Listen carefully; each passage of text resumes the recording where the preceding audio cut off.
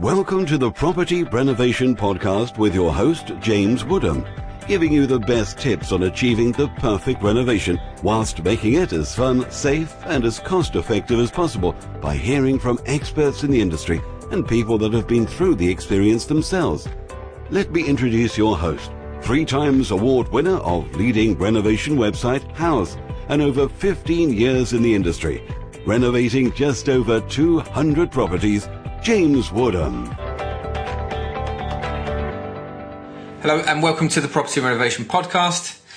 My name's James, and again, we promised you that we're going to bring you different types of episodes on the Property Renovation Podcast to give you a different flavour of the kind of information that we want to give you to educate yourself to do any renovation. And this one's a little bit different. So this is where we've interviewed a designer that works for Akiva Projects, and I'm talking to her about why it's important to have to pay for someone to come in and invest the time to do 2D and 3D plans, renders and elevations and technical drawings for a project that you may be considering. I think it's super important. Ellie does as well. And now you're just going to hear from her as well. Just before I let you go and listen to that, don't forget you can download and subscribe to the Property Renovation Podcast from iTunes or Stitcher. And don't forget, leave a review, because we want to only get better and only provide more value and more advice out there for you guys. Also, don't forget that we've got a group on Facebook, and you can go to facebook.com/groups/ the Property Renovation Podcast. In there, what we're trying to do is allow you to discuss. We want a different bunch of people coming in there. So customers, maybe like you're just about to do a renovation. So members of the public, builders, designers, architects. We want everyone to come in there where you can discuss, ask a question. Perhaps you can suggest something that you want to have what you want us to talk about on the podcast as well. So I won't talk anymore. I'll let you listen to the next episode. Enjoy it, and thank you for listening.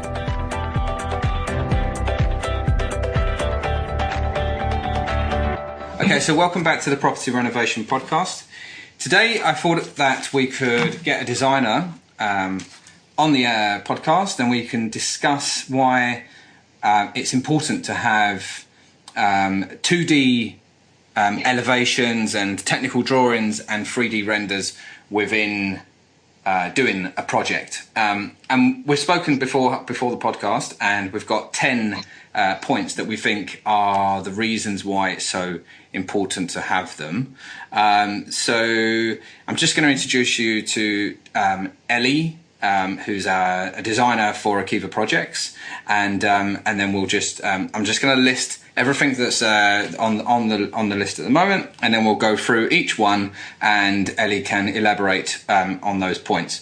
So, number one, we think that seeing if the furniture fits and how it's arranged within your space, and if it meets your requirements is point number one. Number two is about planning and marking the position of your sockets and switches and lighting, so that you can make any changes later on, and you can be happy with the final layout that you've got.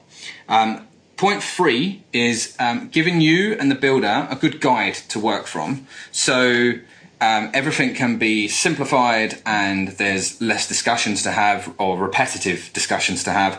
Everything can be in a guide and given to the contractor as a pack when they start the job.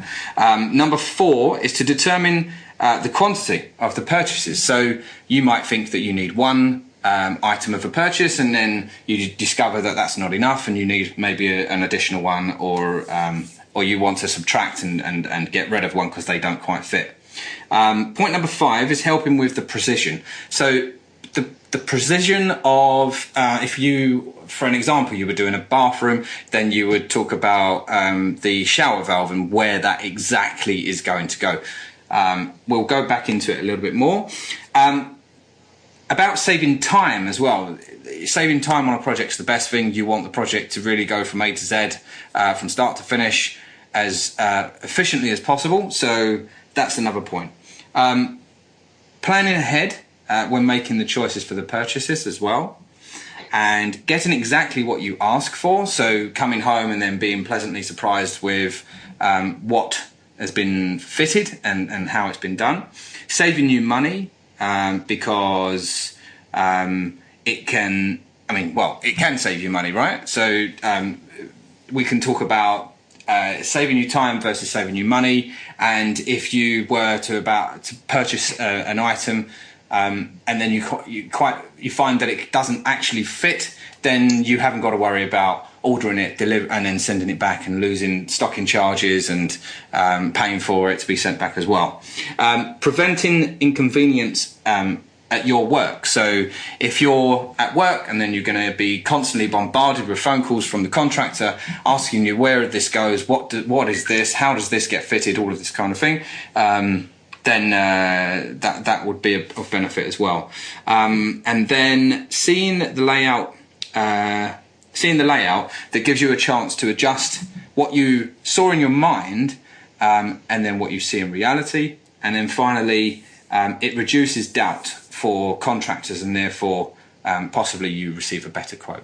So Ellie, if we can just start from number one about seeing if the furnishings fit and arrange them to suit your needs and your requirements. What do you think? Sure. Hi guys, first thank you for inviting me. Well, I see the first point is one of the most important of all, because sometimes what the client wants in his bathroom is not what we can fit because of the space, because of the, let's say, kind of house that is going to be fitted. So in my opinion, the best thing to do is to show the client the space that is available within the purchase that he wants to do, and then we can adjust it according to what he does, what he wants, and what we can actually offer to the client. So you would you'd present that, and then it gives the client a chance to change their mind, and maybe Absolutely. They can have a few revisions on that to see what, and then they've got something to compare with. Absolutely. If you think about quite recent trend about the freestanding bath, which are amazing, which are beautiful, but they require a lot of space. Yeah. So we need to offer a client an alternative if the freestanding bath is going to eat up half of the space in the bathroom. So not everyone can have everything, but for sure, with a professional, we can surely offer a beautiful, better alternative.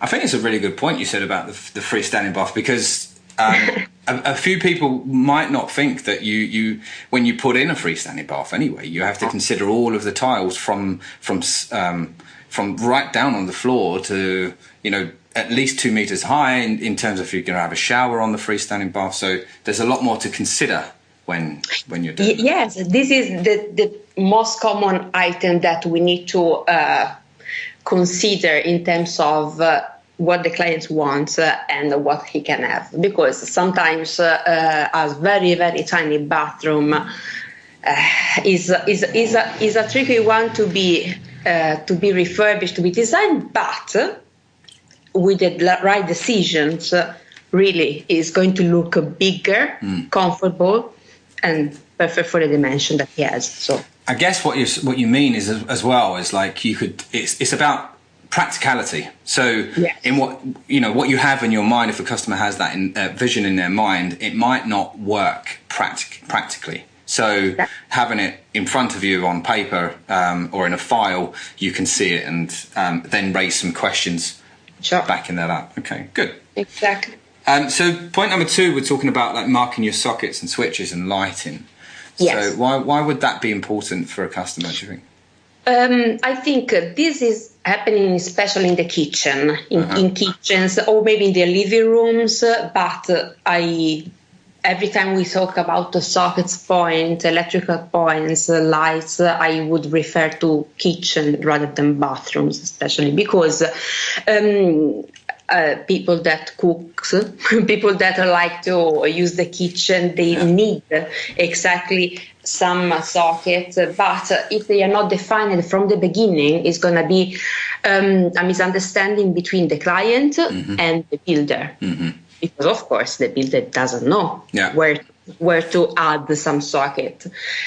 And this is going to affect the final quotation because, of course, the electrician gives a certain quotation for the job before starting, and then the client at a certain point says, well, I want 4 sockets, I want 2 double sockets there. Yeah.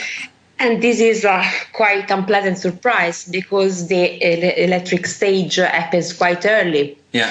And marking the position of the sockets according to what the client needs is absolutely important to avoid any misunderstanding. Yeah. Yeah, I think it just gives more.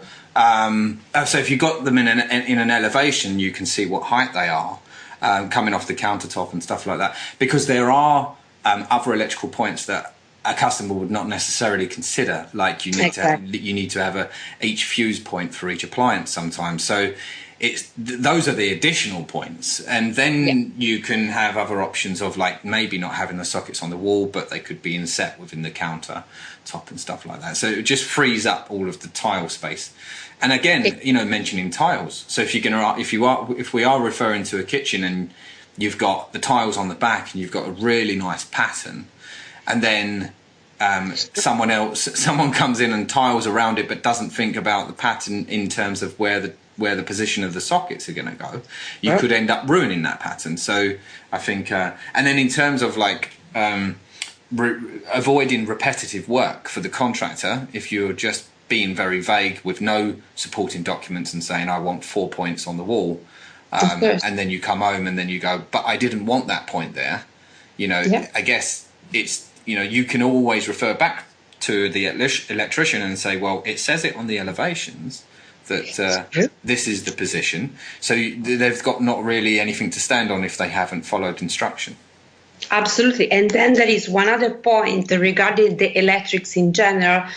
The clients, if chooses designer, at that stage, so the design stage, the client can also decide where to have separate switches, common switches, or just one for everything. In the kitchen or in the bathroom, there are always a mirror light or under cabinet lights. Yeah. So we need to be really careful because if we don't specify anything, the builder may decide himself. Yeah. So and that's what we want to avoid. that bit. Exactly. Yeah. So. I mean, what a builder's mind doesn't always marry up to what the customer's vision is, and that's where I think that's where a lot of our disagreements and arguments can happen. Yes, but it is also natural. I mean, I don't think there is anyone that has a fault is responsible for it, just because it's something that was overlooked. Yeah, and that's wrong. Yeah. Okay. How about this point where it gives the builder a guide to work from? So I think what we're trying to say here is that if a builder can always refer to these plans that may be being stuck on the wall, then they in themselves will be more confident in doing the job and they'll be more happy. Absolutely. He's going to be happy about the job. He's going to be physically...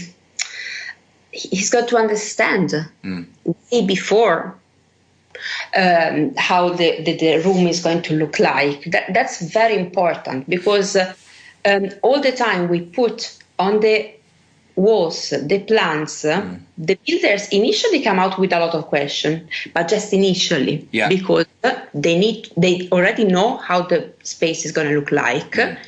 They have doubt, concern, anything, but it's something that we can answer at the demolition stage, not later. Yeah. So this is a very, very crucial, important point. And then, of course, if we put together our knowledge with the builder's knowledge, the result is going to be even better. Yeah. Because if we mark a socket or the buzzing position in a few centimeters on the right, let's say, and the builder suggests that it's better on the left because of the pipe work that they find out after the demolition, this becomes a teamwork. And that's very good. And it just reduces the stress for the client as well, because then, not every client, not every customer is sure about maybe their decisions that they're making, and they're relying on the experts around them. So, it supports that fact. Okay. Yes. And then determine the quantity of purchases. So what do we mean by determining the quantity of the purchases? Just a simple example. Sometimes the client doesn't know that they have to buy also the toilet seat, or the toilet cistern as well as the toilet itself. So he's going to end up ordering himself the toilet pan, and when the plumber says, "Okay, where is the cistern?" and silence, because of course it's something that we know. And what we usually do to help the client with the purchases is to develop an elevation and a plan showing number from 1 to X, let's say 12 or 15, all the items. So from the toilet roll holder to the cistern, to the mirror, to the pen down lights. So we know exactly what we are going to buy. And especially the client knows exactly how much he's going to pay for those kind of items. So having like a visual of that as well, and then like a link to the website. Absolutely, yes. I think the added benefit of that as well is like, if we already know where it's coming from, then you've got the option of, you pass those details, or you pass the link on to the builder, and then the builder, if they are proactive enough, they can download any of the technical diagrams, because there has been times when a plumber would go to site thinking, I'm going to install something like a shower valve, but then gets to site and says, oh, right, so I need those parts.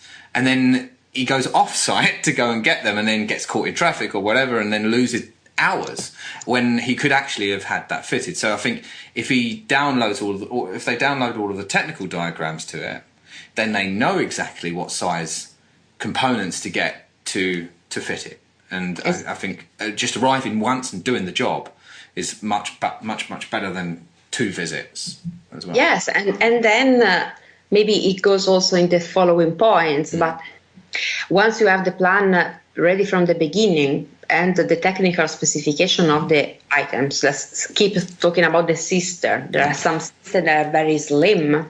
Some others are instead quite thick, quite deep, let's say. So we already know from the beginning with the builder that double check the specification that we can do what the design offers or not. So this is, as I said, this becomes a teamwork, but without a plan, without an elevation, is really, really too difficult to be defined. Well, I think the common phrase that people say, I've heard it before, is like foul to plan, plan to foul. And I think it's very common. You hear a lot of people say that. But yeah, it's just all about discovering those points and raising everything early on in the project at the beginning, rather than dealing with it on the day, I think is what we're trying to avoid. Okay, and then I think we've got helping with the precision of everything. So like where this goes, where that goes. Maybe you can elaborate on several points, like referring to a bathroom, for instance, I'd guess. Yes, we always mention the bathrooms because I think for our point of view, but also for the builder point of view, is the more complex room, because it has a lot of items to be installed, from the tiles. And when you say tiles, you mean also the grout color, you mean the silicone, and you mean also the trims. So all the details. So before our job is finished, so just the last point before handing over the work to the builder, we are going to send an accurate list of everything that has been chosen by the client. Mm-hmm. So this means being precise. It's not just a matter of adding the dimension to the plan or showing how far needs to be the sink from the toilet, because what also we can do is we do always is to add in those dimensions that I just said before, but with a note that the minimum requirement has to be, for instance, the distance from the toilet to the wall has to be no less than 200 millimeters, because we need the client to be comfortable as well. Mm-hmm. It's something that the builder should know already, but we put on plan. And when his plan is written, so you cannot really make a mistake on this. Yeah. Well, you can actually just see the amount of space that you've got again, and it's just having that chance. Okay, saving time. So saving time overall in general, I guess, if you've got all of this. Yes, because we can say that when someone hires a design, spends time to discuss all the options with the design. So the client may say, it doesn't save me time because it takes time, especially with me. I want to know everything. I'm so precise. But this is something that when you actually have decided what you really want with a professional, you know that from that point on, you're going to gain a lot of time, because you won't be won't be inconvenienced at all in terms of this is not possible, this is wrong, this is not, it's not something that the client is going to incur. So even if initially you spend time hiring someone and find the best option for you, then at the building stage, which is the most stressful for the client because it's going to live in the dust for a few weeks, at that stage, the time is going to perfectly schedule, because what they are going to have is exactly what they want. Yeah. No, I think that they can save time in a lot of other ways as well. I mean, if you talk, a typical customer might have to go work and have to be in work at 9, so they have to leave at 7:30, and the builder would probably have their own access and they would start at 8. So they've already missed the client. So there's not, any questions that they've got, or if they're not too sure about what doing, and let's just pretend that they don't have a plan. Yeah. Then they're going to be calling the customer up on the way to work whilst they're in work, disturbing them, asking questions, maybe sending text messages and images and stuff like this, when really, if they had everything from the beginning, all of that gets reduced a hell of a lot. So you do save time. And, we've had clients in the past where there's been quite an important factor to mention, and they chose not to go with the design. But instead, what happened is that they had to leave work early, and then they had to get home as fast as possible to make a decision so that it could be implemented on that day. And I think, you just think about all of that time that they lose as well. So they do save time. Yes.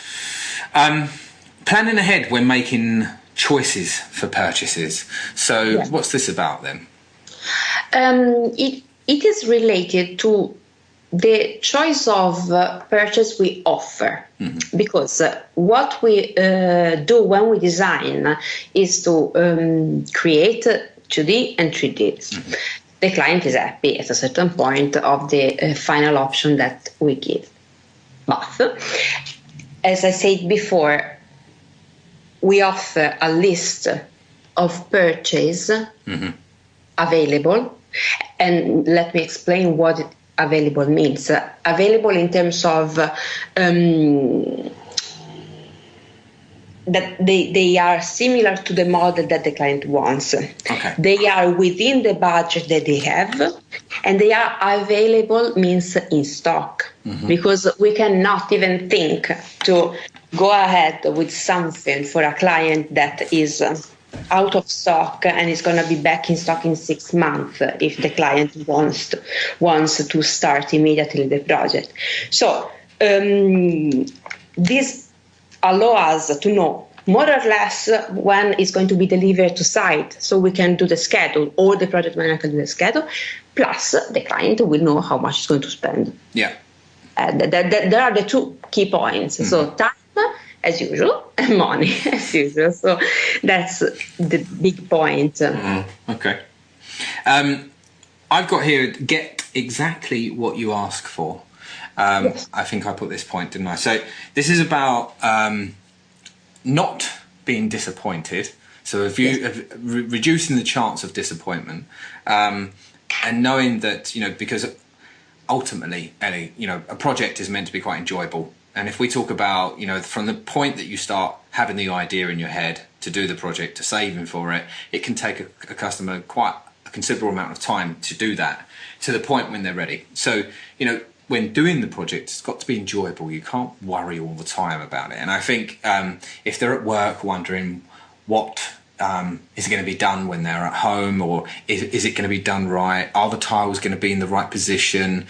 Is the bath going to be where I want it? All of this kind of thing. And I think relating back to having these designs, they can be reassured that, providing they hire the right builder, they're going to read the instructions and do exactly what they want. And just imagine that, they'll come home and everything will be exactly how they had it and how they agreed to have it. And then they're happy. They don't have to, call the builder up at 7 o'clock at night and go, I didn't want it there and I wanted it over there. And, all of that just gets, that's just gone, isn't it? So you just save a lot of time. And the builder's happy and the customer's happy. So yeah, because of course also the builder is not going to be happy if he does something that has to redo twice. Yeah.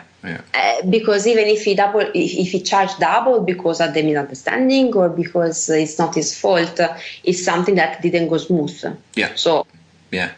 And then there's that fine line of whose fault was it as well, and you don't really you don't get anywhere in blaming anyone. And I think you need to have facts, and if they don't follow the plan, that's the fact, I guess.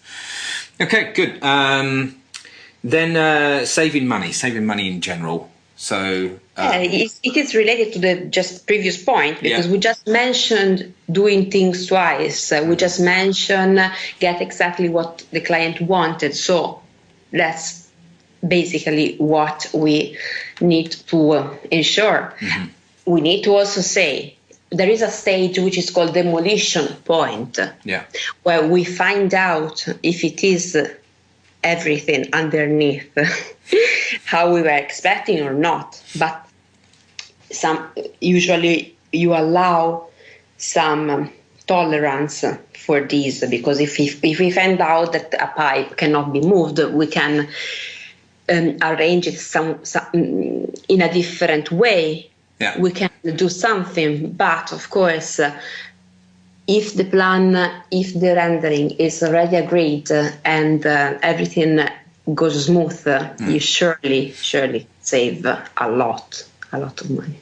I guess just talking about the plans then, so and if something from the demolition point is when you really know if that plan is going to be achievable, would it make sense if you had a plan A and a plan B? So yes, we usually do this. We usually do. I mean, the client approves one thing, one favorite plan. Then, if it is not reachable is not something that is going to change totally the layout.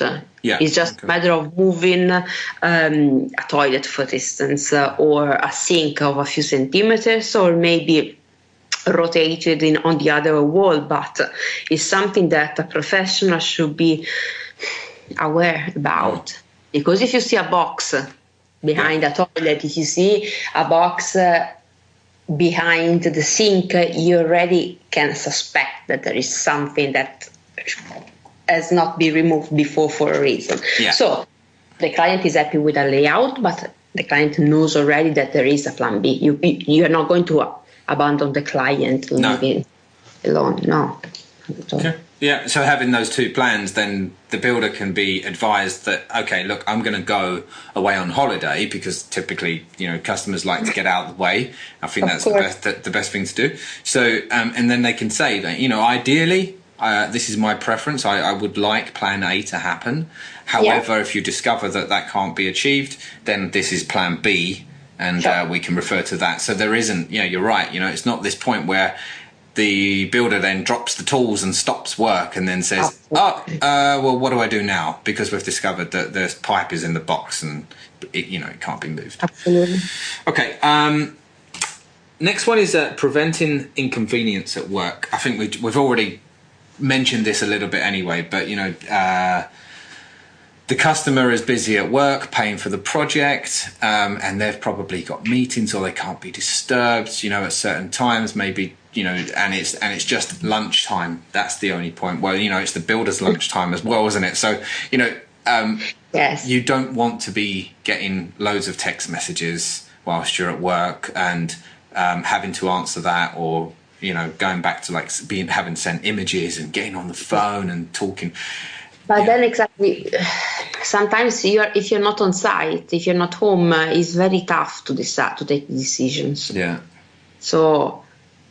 Yeah, just like imagine receiving a phone call from a builder, and he's saying something really technical and saying it won't fit there because of this, and you're on the phone at work and you can't really see, so you're thinking, I don't really understand what you're saying, and I'm getting worried, but I can't leave work, it's just the same thing. So again, it's so stressful, of course.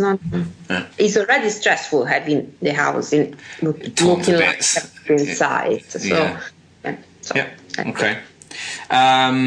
Seeing the layout before it happens, and then giving you the chance to make the adjustments, because not necessarily what's in your mind is what's going to work. So, do you want to elaborate on that a bit? Yes, this is more on the aesthetical point of view, because we cannot forget the aesthetical point of view, because you want a different bathroom because you don't like the one that you have. That's a very good point. You want a different kitchen because you want a better looking one. Of course, a more modern, you want something new, but you want the kitchen, the bathroom, the bedroom look like exactly you want. Mm-hmm. But sometimes what you have in mind is not exactly the same.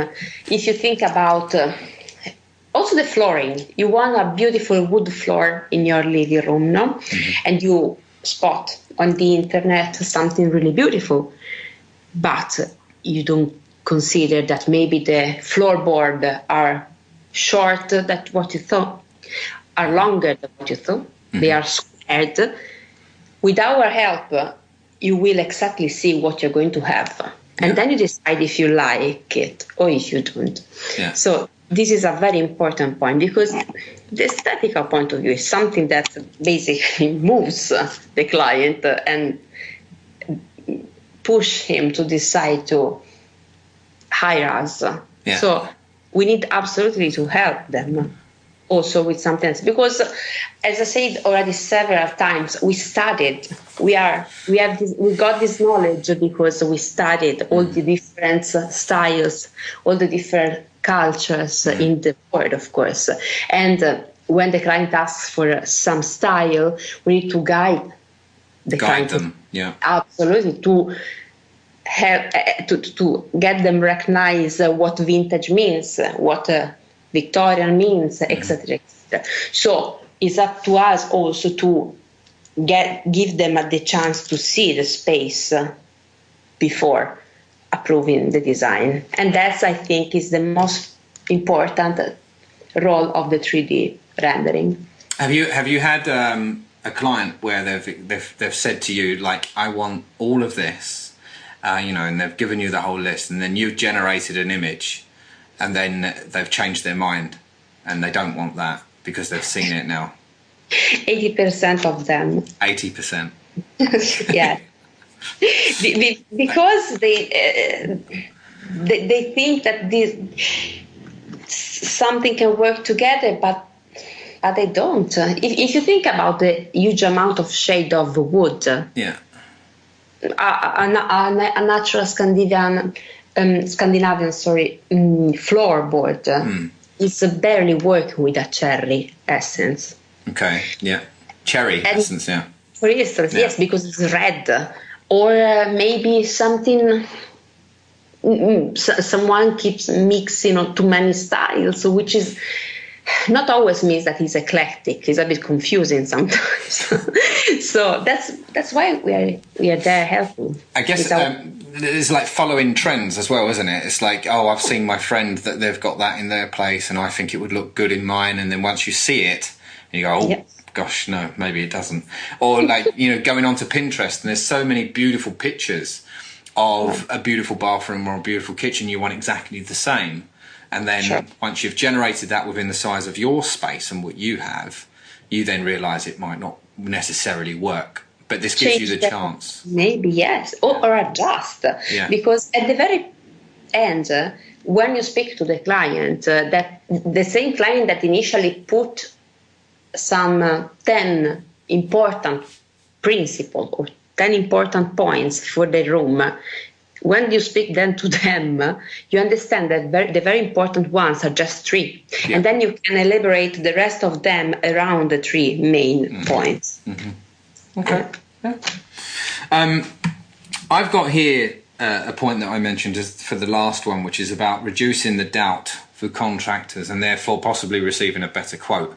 Yes. So by that I mean that, if you're getting a quotation to do your renovation or something, maybe on a bigger scale, and they're looking and thinking, okay, well, the contractor has a lot of thought processes to go through, and thinking, okay, well, what if this is going to happen and what's that going to happen? So, and the typical thing that you hear from a customer anyway, and this is fair, but they ask for a ballpark figure, and a ballpark figure is really just supposed to be just an idea of cost of what something similar has been done for before, but to get to an accurate costing for a contractor to be happy with, because once they submit that to the client, they need to be sure that they can't, within a certain contingency, they can't really double the price or anything like that. So, and they're quite nervous. It's quite a nervous thing to do, to hand over and say, right, well,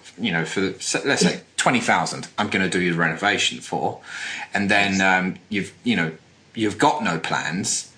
They're going to be more hesitant about it and in wanting to start, and so they would eventually, contractors would tend to overprice. Maybe, I mean, this is not for saving themselves, you mean, to protect themselves. But this is and we must say that this isn't like what builders typically do, or we know what builders do, but it's like you do anything. You would also allow some protection for yourself if you're doing it, if you were a contractor. So having those plans, you can really sit at home and think about it and be sure about the cost that you're sending over to your client. Yes. We can calculate from an accurate plan, not just how much flooring do you need, but also the skirting board, the amount of paint that you need. Not by the square meter or something. Everything, because the plan is something that reflects the reality. You can even count the number of tiles, because we leave the space, the 3 millimeters or 2 millimeter grouts. Yeah. So. Yeah. If I was a potential client, I would really consider the option of hiring a designer. Good. Well, that's it, really. I think, Ellie, thank you very much for coming on to the Property Renovation Podcast. Thank you for inviting me, Kat. This will really help people out there. And to our listeners, we're going to summarise everything anyway, and we'll probably put some notes on a blog. And we'll put that in the link as well in the episode. So guys, thank you very much. Thank you, Ellie, for coming. My pleasure. Thanks to you. And guys, don't forget, you can come into our community, which is facebook.com/groups/property renovation podcast. And don't forget to leave us a review on iTunes. If we hear from you, then any review is a good review in our minds, because we only get better. If there's anything that you want to hear us put on in an episode, then come into the group on Facebook and ask us there as well. And see you on the next episode. Thank you very much.